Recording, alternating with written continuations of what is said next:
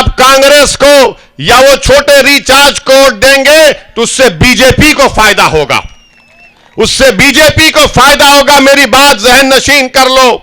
27 साल से Congress party BJP को नहीं हरा पा रही है, 27 साल से। और अभी शकील समा ने अपनी तकरीर में कहा कि 2017 में आदम चक्की साहब को किसने हराया था? किसने हराया था आदम चक्की साहब को? आप तो वोट दिए ना आदम साहब को, दिए ना? कितनों ने दिया? हाथ उठाओ। अब आप बताओ कि 14,000 वोट से कैसा हार गए? मैं तो नहीं रहा था। ये कांग्रेसी बोलेंगे ओवैसी आया है, ओवैसी आया है। अरे ऐसा बोलते जैसा कोई घर में दामाद आता है। अरे आपका वोट, कांग्रेस का वोट उनके आदम साहब को नहीं मिला, और किसको मिला?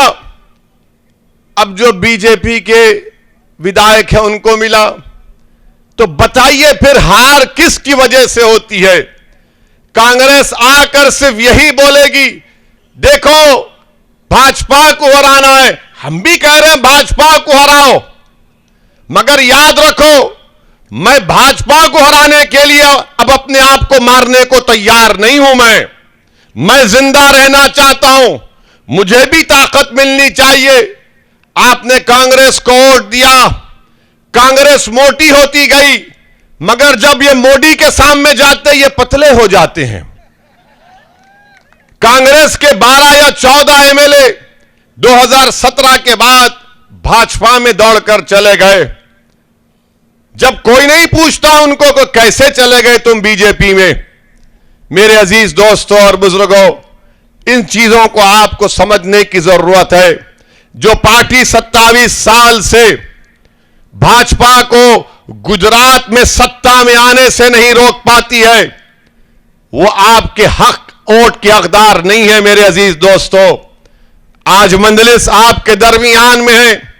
हां, 2017 में आपके पास कोई मुतबादिल नहीं था, कोई विकल्प नहीं था, कोई ऑप्शन नहीं था। आज आपके पास एक मुतबादिल है, आज आपके पास एक विकल्प है, आज आपके पास एक ऑप्शन है, आज आपके पास एक बेहतरीन उम्मीदवार है जिसका नाम शकील समा है। आप इसका साथ दीजिए ताकि आपके मसाइल और आपके तकलीफ को हल किया जा सके। आप जानते हैं मेरे अजीज दोस्तों और बुजुर्गों कि गुजरात में क्या क्या नहीं हो रहा है। गुजरात में कौन कौन सी वाकयात नहीं होती हैं। आप बताइए कि 4 या 5-6 बच्चों को खेड़ा में गरबा में पत्थर फेंकने के इल्जाम में मजमे को इस तरह जमा किया जाता है और उनको रोड पर लाकर उन बच्चों की पिटाई की जाती है। हम पूछना चाहते हैं देश के प्रधानमंत्री से, इन कांग्रेस के लीडरों से पूछना चाहते हैं, क्या यह सही काम हुआ? जब हमने देखा तो हमने एहतजाज किया, हमने आवाज उठाई, हमने उसकी मजम्मत की। आप बताइए कि रोड पर लाकर उन बच्चों को जब मारा जाता है, मजमे को जमा किया जाता है और मजमा थाली बजाता है, ये मजमा उन बच्चों को जब जिस्म पर लट पड़ रही थी और वो मजमा अगर थाली मार रहा था, सीटी मार रहा था, मैं आप पर छोड़ता हूं, आप फैसला कर लो। उनका बच्चों पर लट का मार पड़ना, उनके खुशी का इजहार करना, उनकी सीटी बजाना, उनके नारे लगाना, वो मोहब्बत है या नफरत है? या फैसला आप कर लो, ये फैसला आप कर लो। मैं जब कभी भी उस वीडियो को देखता हूं तो मेरे रोंगटे खड़े हो जाते हैं। अरे ये गांधी का जमीन है, ये सरदार पटेल की जमीन है, जिन्होंने इस देश के लिए क्या क्या नहीं किया। क्या पुलिस को खत्म कर दे हम? क्या कोर्ट को बंद कर दे हम? क्या इंडियन पीनल कोड को, सीआरपीसी को खत्म कर दे कि जिस किसी को लाओ रोड पर जमा करो और मारो और सीटियां बजाओ, खुशी का इजहार करो? अरे अरे उन बच्चों को मारने से उन बच्चों के जिस्म पर तो लट पड़ी जरूर, मगर तुमने लट लेकर भारत के कानून को लटों से तुमने मारा। भारत के कानून की तौहीन की है मारने वालों ने और सरकार ने। मुझे आज भी समझ में नहीं आता कि उन बच्चों पर क्या गुजरी होगी, उन बच्चों पर क्या गुजरी होगी, उन बच्चों के मां बाप पर क्या गुजरी होगी। कहां है मेरी इज्जत, कहां है मेरी इज्जत? कौन उनकी इज्जत की लाज रखेगा? यह बात इसलिए मैं कह रहा हूं क्योंकि 1999 22 सितंबर को मैं एमएलए था। मेरे ही विधानसभा में वहां की पुलिस ने मुझे भी लठों से मारा था, रोड पर मारा था। एक नहीं 4-4 पुलिस वालों ने मिलकर मुझ पर लटे बरसाई थी। मेरे सर पर 10 या 12 टाके लगे थे। जिस्म का कोई ऐसा हिस्सा नहीं था जहां पर पुलिस की लट मुझ पर नहीं पड़ी थी। मेरे अजीज दोस्तों, मैं तकलीफ जानता हूं, मैं वो तड़प जानता हूं, इसलिए उन बच्चों के बारे में कह रहा हूं। मैंने कई रात तक नहीं सो सका जब नजारे मुझे याद आते थे कि कैसे एक एमएलए को रोड पर मार रहे थे। और मेरे मरहूम वालिद उस वक्त उन्होंने मुझसे कहा कि तुमको जो मारा गया है, याद रखो अल्लाह की लाठी में आवाज नहीं होती है।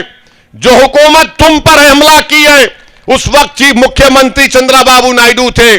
उसके 5 साल के बाद जब इलेक्शन हुआ, वो चंद्रबाबू नायडू जिसके पास 170-180 एमएलए थे, उस वक्त के आंध्र प्रदेश में वो शायद 50 एमएलए पर आ गया था। तो यकीनन मजलूम की हाय, मजलूम की तकलीफ अल्लाह उसको रायगा जाने नहीं देता। और जिन्होंने मजलूमों को मारा है, तुम तैयार हो जाओ, कुदरत अपना इंसाफ करेगी।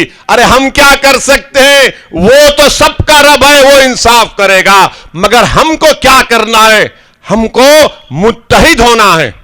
हमको अपने वोट की ताकत के जरिए अपने उम्मीदवार को, अपनी पार्टी को मुस्तहकम करना है। इसमें कोई गलत काम नहीं है, कोई गलत काम नहीं है इसमें। लोग बोलेंगे कि ओवैसी की पार्टी को वोट देने से ये जज्बाती तकरीर करता है, भड़काऊ भाषण देता है।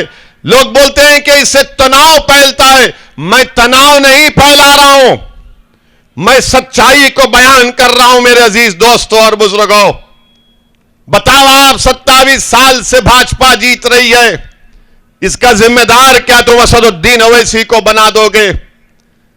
तुम बोलते हो कि मैं खड़े होने से फुला होता है। अरे बताओ कांग्रेसियों, तुम्हारा वो नौजवान जो पूरे भारत में चल रहा है मगर गुजरात में नहीं चल रहा है, वो अमेठी में हार गया, अपने आबा-ओ-अजदाद की सीट नहीं जीत सका। क्या मैं था वहां पर? क्या मेरी पार्टी ने इलेक्शन लड़ा था? नहीं लड़ा था। तो आपको सोचना है, आप अपने वोट को जाय होने मत दीजिए। अगर आप कांग्रेस को या वो छोटे रिचार्ज को वोट देंगे तो उससे बीजेपी को फायदा होगा, उससे बीजेपी को फायदा होगा। मेरी बात जहन नशीन कर लो।